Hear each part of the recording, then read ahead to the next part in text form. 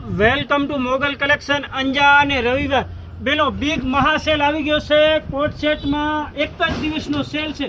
120 piece જ આવેલા છે કોટ સેટમાં। કોટનના કોટ સેટ આવી ગયા છે। ફ્રી સાઇઝ છે, એમ એલ ને એક્સેલ ને થશે। ડબલ એક્સેલ વાળા કે 3XL 4XL ના ધક્કો ખાતા લાંબેથી મસ્ત મજાની વસ્તુ છે।